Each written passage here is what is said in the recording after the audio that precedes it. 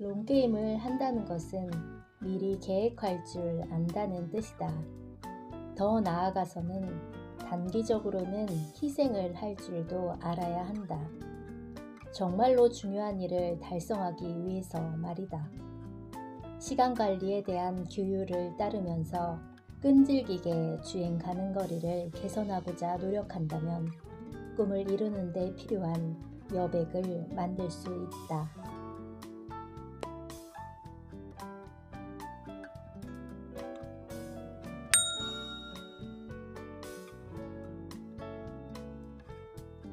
안녕하세요. 따뜻한 마음자리 미라클 북클림입니다. 모두 비 피해 없이 잘 지내고 계시는지 모르겠습니다. 저는 등산을 다녀왔어요. 일명 등린이로서 오랜만에 산행을 하니 참 쉽지가 않더라고요. 높은 산은 아니지만 그래도 정상을 찍고 내려왔습니다. 기분이 굉장히 좋았어요. 오늘 소개해드릴 책은 운동에 비유를 하자면 마치 등산과 같지 않을까 싶습니다. 끝까지 해내는 승리자들의 전략적 사고법, 제목은 롱게임입니다. 저자는 도리 클라크 지음, 김연정 옮김, 다산북스에서 펴냈습니다. 저자인 도리 클라크는 하버드, 스탠포드, 유펜 등 명문대 경영대학원 강의를 합니다. 싱커스 50이 선정한 세계 50인의 경영 사상가 중 1인, 세계적인 커뮤니케이션 코치, 대통령 선거 캠페인 자문위원, 그래미상을 수상한 재즈 앨범 프로듀서, 다큐멘터리 감독이자 브로드웨이 투자자, 수십억 대의 사업가 등 굉장히 화려한 프로필을 자랑하고 있습니다. 많은 책들을 출간을 했는데요. 그 중에서 제가 가지고 있는 스탠드 아웃이라는 책도 포함되어 있네요. 단 한 사람이 이루어낸 화려한 성과의 비결은 바로 롱게임이었다라고 저자는 말씀을 하십니다. 이 책은 저자와 주변인들의 성공과 실패의 사례들을 유익하게 담아내고 있습니다. 그 안에서 롱게임의 승리 공식인 흥미지향적 목표와 장기적 사고, 작은 실천을 풀어서 아주 자세하게 설명을 해 주십니다. 바쁘게 사는 것은 내 삶의 주도권을 놓치고 살아가고 있다는 것, 내 시간의 주인이 되어야 한다. 목표를 정확하게 하여 일정을 통제하자. 즉, 바쁨은 일견 성공으로 가는 길처럼 보일 수 있지만 성찰의 시간을 허락하지 않기 때문에 목적지와 방향을 잃고 헤맬 위험도 크다. 바쁜 것이 더 이상 매력적이지 않다는 것에 대해서 제가 생각을 깊게 좀 해봤습니다. 10년 후가 기대되는 인생 리셋의 10가지 룰을 이 책에서는 담고 있습니다. 그 중에서 저는 끝까지 해내기 위한 회복력을 기른다 라는 부분에 있어서 여러분께 소개를 해드리겠습니다. 이 책의 목표는 장기적인 성공에 이르는 길을 있는 그대로 보여주는 것이다. 이를 위해서는 첫째로 의미 있는 삶의 문을 여는 열쇠, 즉 성공의 기준을 세워야 한다. 경제적 성공은 많은 사람의 목표다. 그렇지만 그것이 유일한 잣대가 되어서는 안 된다. 인간으로서 앞으로 어떻게 성장하고 발전해 나갈지 폭넓게 생각한 다음 그 고민을 삶에 녹여내야 한다. 둘째로, 원하는 것은 무엇이든 얻을 수 있음을 이해해야 한다. 즉시 이루어지지는 않는다. 체계적이고 끈기 있게 신중하게 작은 보폭으로 한 걸음씩 나아가다 보면 결국 도착할 수 있다. 처음에는 진척이 느리겠지만 시간이 지날수록 복리로 누적되어 놀라운 결과를 가져다 줄 것이다. 롱게임을 하면서 단기적인 만족을 지향하고 불확실하지만 가치 있는 미래의 목표를 향해 나아가는 일은 쉽지 않다. 하지만 쉽고 빠르고 피상적인 것이 우선시되는 세상에서 의미 있고 지속적인 성공을 위한 가장 확실한 길이다. 이 책에서 나는 장기적 사고를 뒷받침하는 주요 개념과 전략을 공유할 것이다. 내 인생을 통해 직접 실험하고 수백 명의 고위급 임원과 기업가들을 코칭하면서 검증해낸 것들이다. 이 책은 자기 일과 삶이 더욱 발전하기를 원하며 결과를 얻기까지의 어려운 길을 기꺼이 택한 용기 있는 사람들을 위해 쓰였다. 당신은 제니처럼 한창 커리어를 쌓으면서 다음 단계를 모색 중인 임원일 수 있다. 아니면 론처럼 자신의 아이디어가 널리 퍼지지 않아 고민 중인 기업가일 수도 있다. 알베르트처럼 은퇴 후의 커리어를 염려하여 시간이나 에너지를 잘못된 선택에 낭비하고 싶지 않을 수도 있다. 마리처럼 젊은 직업인으로 좀 더 큰 무대에 설 준비가 된 사람일 수도 있다.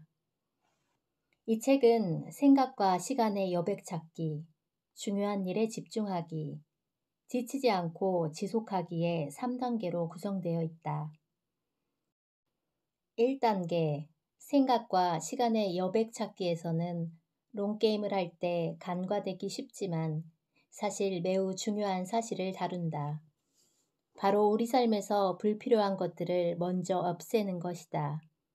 너무 바쁘고 정신이 없어서 생각할 시간조차 없다면 단기적인 사고방식에서 결코 벗어날 수 없다. 규칙 1은 우리가 바쁜 진짜 이유를 알아보고 바쁨의 유혹에서 벗어나야 하는 이유와 방법을 제시한다. 물론 당신에겐 해야 할 일이 너무 많다. 그렇지만 가득 채워진 일정표는 결국 스스로가 만들어낸 감옥이다. 이 감옥을 탈출하기 위한 적어도 꽉 닫힌 빗장을 헐겁게 하기 위한 실용적인 방법을 알려준다. 규칙 2는 일정표의 여백을 만들고 가장 중요한 일에 집중적으로 시간을 할애하는 구체적인 방법을 알아본다. 쏟아져 들어오는 업무와 요청, 미팅 등에서 나의 시간을 지키기 위한 거절의 방법들이다. 2단계, 중요한 일에 집중하기에서는 장기적인 사고법의 핵심을 다룬다. 우리에게 맞는 올바른 목표는 어떻게 찾을 수 있으며 시간을 요구하는 중요한 일들이 산적한 상황에서 전략적으로 이러한 목표를 추구하려면 어떻게 해야 하는지 알아보자. 규칙 3에서는 흥미에 맞춰 목표를 찾는 시스템을 소개한다. 우리가 진정으로 원하고 즐겁게 도전할 수 있는 목표를 찾는 게 중요하다. 규칙 4에서는 구글을 통해 잘 알려진 20%의 시간을 롱게임에서 활용하는 방법을 다룬다.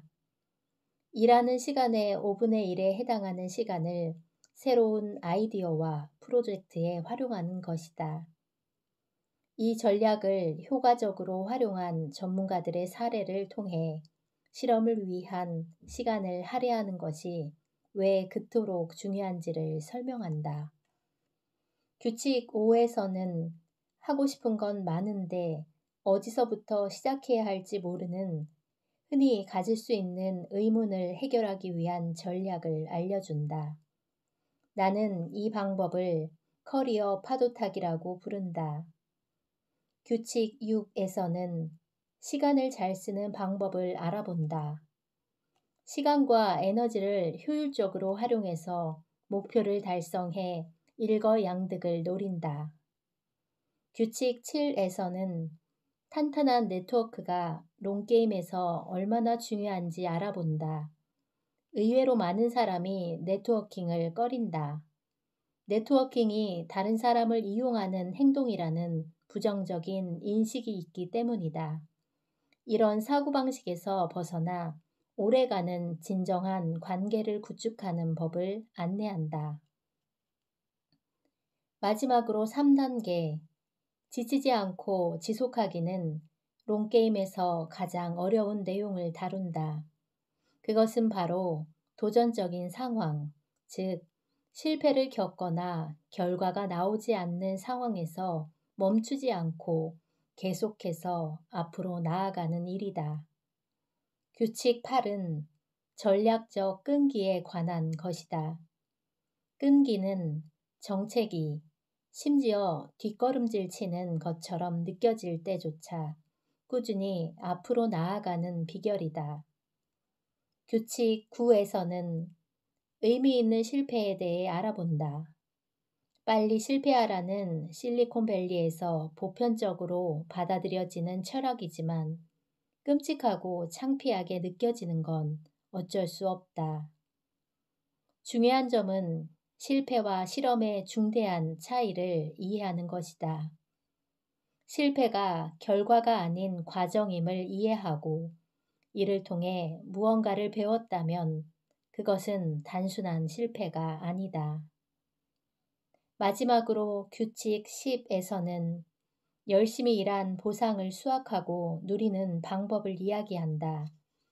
성공한 사람들은 수년간 수없이 노력하고 많은 시간을 일에 쏟는 것에 익숙해져 있으므로 잠시 멈춰서서 보상의 순간을 음미하는 것이 어렵게 느껴질 수 있다. 그럴 땐 롱게임의 궁극적인 목적을 생각해보자. 장기적인 커리어의 성공을 일구는 것은 과정일 뿐이다. 성공을 통해 행복한 삶을 누리는 것이 우리가 진정 이루고자 하는 것 아닌가. 누구나 머리로는 성공에 끈기와 노력이 필요하다는 사실을 알고 있다. 안타깝게도 지금의 사회는 쉬운 것, 보장된 길, 그 순간에 멋져 보이는 일을 택하는 쪽으로 우리를 밀어넣는다. 롱게임은 그와 반대로 장기적인 사고를 해야 한다고 강력히 주장하는 책이다. 미래를 불안해하며 어려운 시기를 보내고 있을 때조차 가장 중요한 일에 우선순위를 두고 무의미하고 지루하고 어렵게 느껴지는 순간에도 멈추지 않고 작지만 단단한 걸음을 내디디면서 목표를 성취해야 한다고 이야기한다. 이를 위한 실용적인 도구를 소개하는 건 덤이다.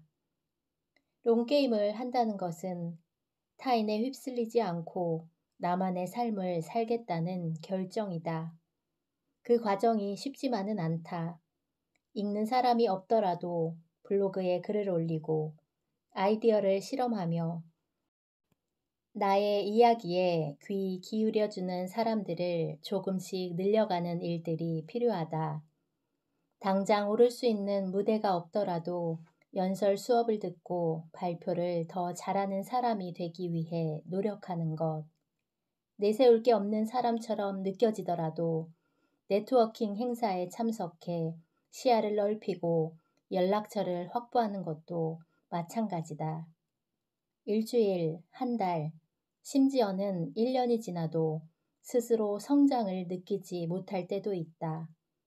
큰 목표는 짧은 시간에 이루기 어려운 게 당연하기 때문이다.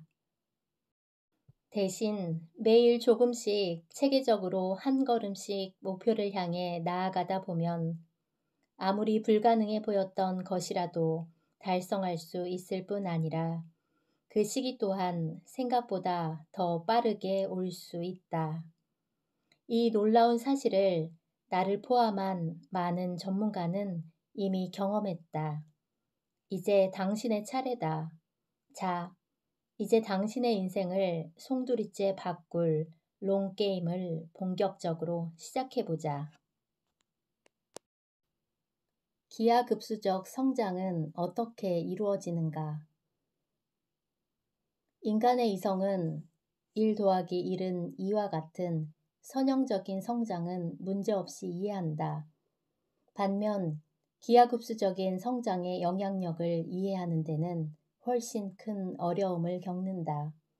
체스를 만든 현자의 요구를 들어주었다는 왕의 이야기처럼 말이다.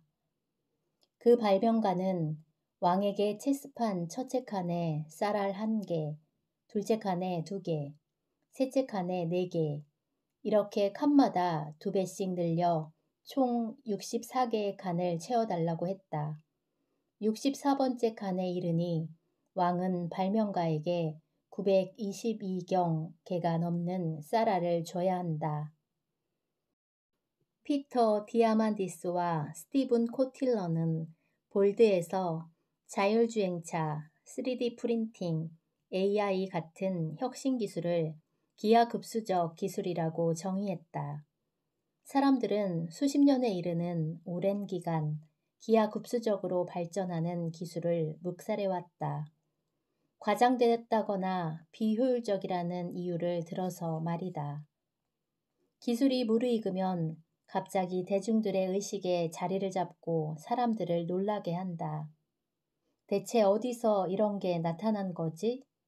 어쩌다 이런 일이 일어났지 하면서 말이다. 그 기술들은 이미 오래전부터 존재했고 성장과 발전을 거듭해온 것들이다. 계속 기하급수적인 성장을 이루고 있었음에도 초기에는 발전 수준이 낮아 눈에 띄지 않은 것이다. 디아만디스와 코틀러는 이것을 기하급수적 성장의 기만적 시기라고 부른다. 이러한 일이 발생하는 이유는 작은 숫자를 2배로 만든다고 해도 작은 결과만이 도출되기 때문이다. 꾸준히 일하는 사람이 보여주는 선형적 성장과 같다고 오인받는다.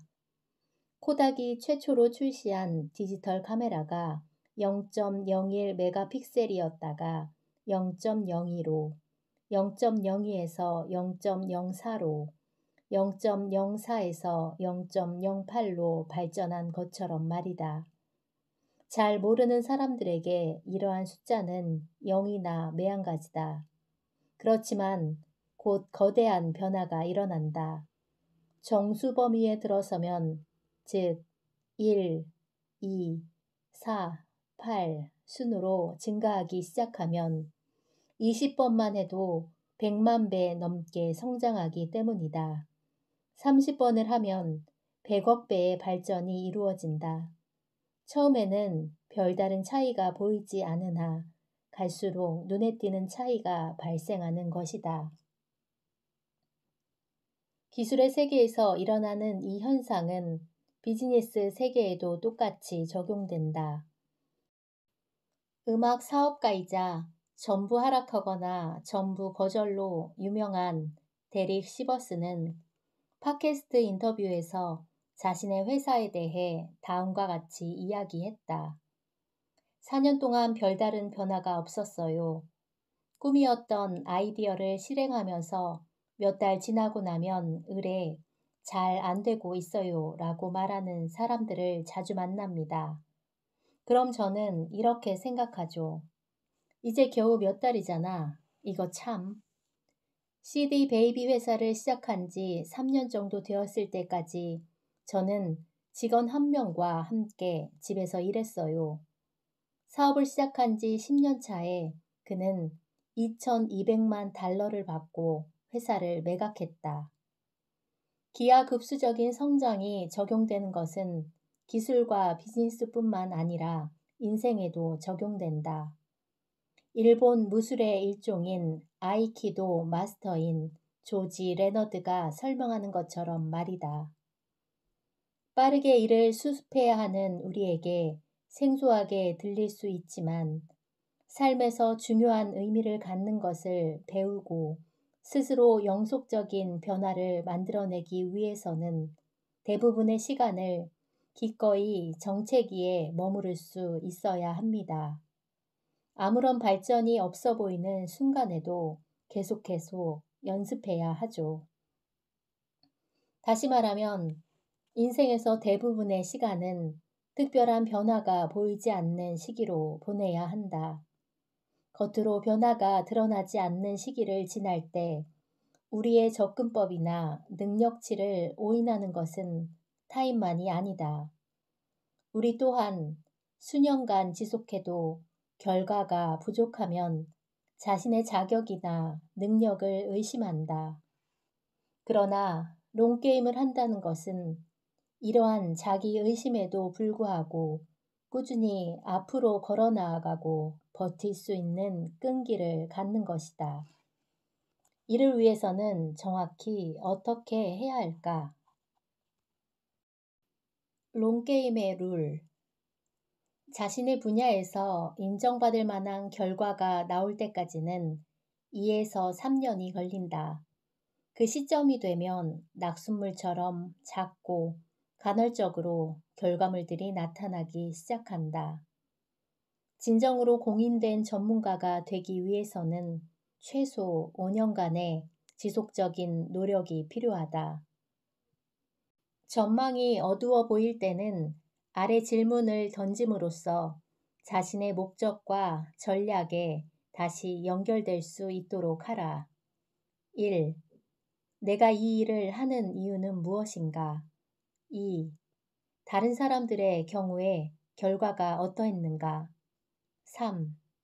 내가 신뢰하는 조언가들은 뭐라고 이야기하는가? 주행 가는 거리를 알자. 앞에서 만난 데이브 크랜쇼를 기억하는가? 그는 대학 시절에 적은 시간만 일하며 높은 연봉을 받겠다는 워라밸 계획에 대해 발표했다가 같은 수업을 듣는 친구로부터 비웃음과 충고를 들었다.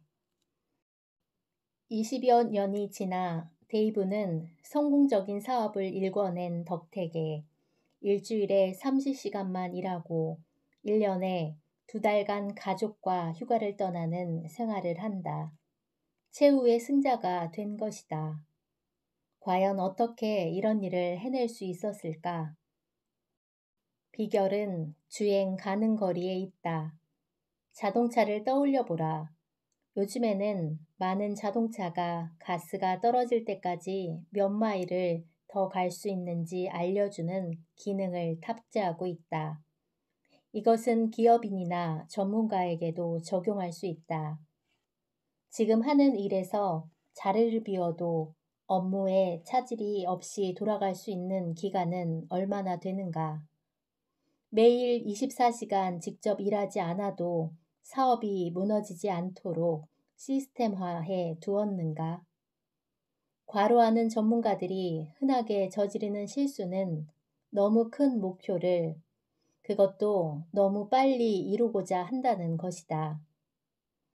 데이브가 1년에 2달간 휴가를 간다는 말을 듣고는 자신도 바로 따라하고 싶어 한다. 나라고 왜 못하겠어? 하지만 이것은 너무 크고 비현실적인 목표다. 현재의 주행 가는 거리를 파악한 뒤 점차 목표를 키우는 전략이 필요하다. 어느 해 여름 에디론덱 산맥을 여행하면서 정신이 나갈 뻔한 일이 기억난다. 핸드폰이 안 터지는 곳이 많았으므로 이메일을 제대로 다운로드할 수가 없었다. 그래서 매일 시내까지 운전해 메일을 확인하곤 했다. 당시 나의 주행 가는 거리는 명백하게 18시간에 불과했다. 별로 인상적인 숫자는 아니다. 결승선을 보면서 시작하라고 데이브는 제안한다. 하루 중 언제 멈출지를 정해둡니다. 매일 일정한 시간에 멈출 수 없다면 마라톤을 뛸 준비가 아직 안 된 겁니다. 만일 매일 저녁 7시 30분에 업무를 마친다면 7시로 당길 수 있는지, 다음에는 6시 30분으로 당길 수 있는지 궁리하자. 이것은 궁극적으로 바이오 리듬을 재구성하는 일이기도 하다. 올빼미형이 아니라면 하루 정도는 새벽 6시에 억지로 일어날 수도 있겠지만 피곤한 나머지 습관으로 자리 잡지는 못할 것이다. 점차 몸에 적응시키는 것이 중요하다. 확고한 신념도 중요하다. 일을 딱 멈춰야지. 어떤 일이 있더라도 멈출 거야 하는 식으로 말이다. 데이브는 이렇게 설명한다. 물론 시간 안에 다 끝낼 수 없는 일을 마주치는 경우도 있을 겁니다. 그렇기 때문에 선택을 내리는 습관을 들여야 합니다. 가치가 낮은 일들을 거절하거나 시스템을 만들어야 하죠. 이렇게 의사결정을 내릴 수밖에 없는 상황에 처하면 실력은 늘고 사고는 기민해진다. 매일 일정한 시간에 일을 멈추는 능력을 갈고 닦으면 데이브가 일주일에 오아시스라고 부르는 여백을 만들 수 있다. 이것은 스스로에게 주는 작은 휴식이자 리셋할 수 있는 힘의 원동력이다. 매주 금요일 1시간 혹은 한나절이면 될까? 데이브는 일하는 날엔 어김없이 짧은 코미디 영상을 보는 것으로 휴식을 취한다. 속도감 있게 업무를 진행하느라 쌓인 스트레스를 짧은 웃음으로 풀고 한숨 돌리는 것이다. 일이 끝난 후에 휴식 시간이 기다리고 있음을 인지하는 것만으로도 생산성은 높아진다. 약속을 지키고 스스로에게 전략적인 질문을 던지세요. 이걸 가능케 하려면 어떻게 해야 할까 하고 말이죠. 이런 질문을 던지기 시작하면 사고방식이 개선되고 커리어에서도 보다 효율적인 사람이 돼요. 시스템의 개선 사항을 찾아보세요. 오아시스 개념은 1년 단위로도 적용할 수 있다. 어떻게 하면 1년에 1, 2주 혹은 한 달 동안 쉴 수 있을까? 오랜 시간 일을 안 하는 것은 에너지 넘치는 전문가에게는 말도 안 되는 일처럼 느껴질 수 있다. 그러나 휴식을 취하려면 프로세스를 개선해야 하고, 그럴수록 우리의 비즈니스가 더욱 발전할 수 있다. 데이브에 따르면 기업가의 관점으로 생각하는 사람은 다음과 같은 사실을 깨닫는다. 이렇게 하면 돈을 더 많이 벌 수 있겠는데 내 시간의 가치를 끌어올릴 수 있겠어. 2달은 고사하고 1달간 휴식을 갖는 일도 처음에는 불가능하게 느껴질 것이다. 실제로도 다르지 않다. 지금 달력을 보며 바로 다음 달 일정을 확인하는 사람이라면 말이다. 데이브는 이렇게 말한다. 훨씬 전에 정해두어야 해요.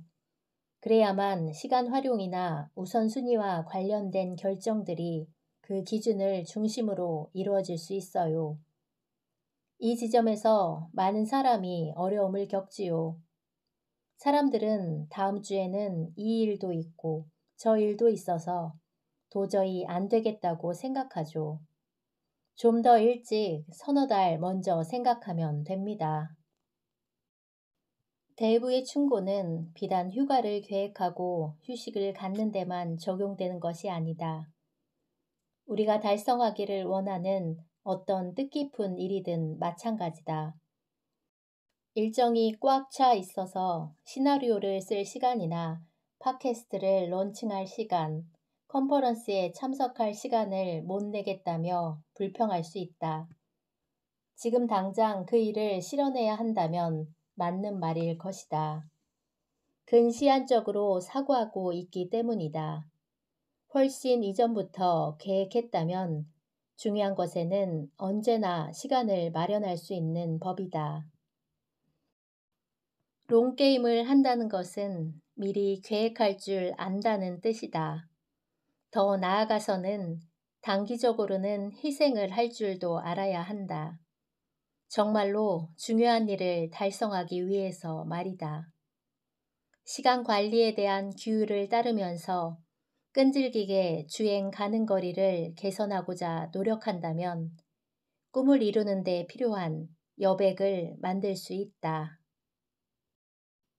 과정을 음미하라. 성공은 우리가 원하는 것보다 오랜 시간이 걸린다. 그러니 해낼 때까지 보상 없이 참고 인내해야만 한다면 금방 지쳐서 포기할지도 모른다. 무엇을 위한 성공이란 말인가? 생태학에서는 기준점 이동 증후군이라는 용어가 있다. 이 이론에 따르면 세월이 흐르고 세대가 거듭되면서 우리는 과거의 자연 환경을 잊어버린다. 산림 파괴, 다양한 종들의 멸종과 같은 끔찍한 현상을 겪으며 변화하는 환경이 큰일처럼 보이지 않는 것은 지금의 우리가 과거를 잊었기 때문이다.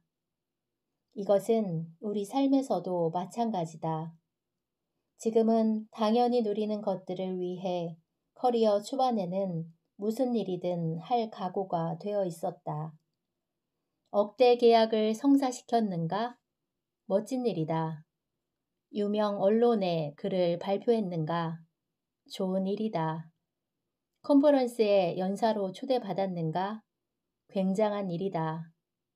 수년 전이었다면 특별한 저녁 식사를 준비하고 친구들에게 일일이 전화를 돌릴 만큼 가치 있는 일들이었겠지만 지금은 그다지 대수롭지 않게 느껴진다. 이렇듯 우리는 늘 지금 처한 상황에 익숙해지기 마련이다. 연사로 초청되었지만 주요 연사가 아니라면 아쉬울 것이고 거래를 성사시켜도 회사에서 가장 높은 실적이 아니기 때문에 만족스럽지 않을 것이다. 몇 년 전만 해도 내가 어땠는지는 잊어버리고 금세 새로운 목표를 세운다.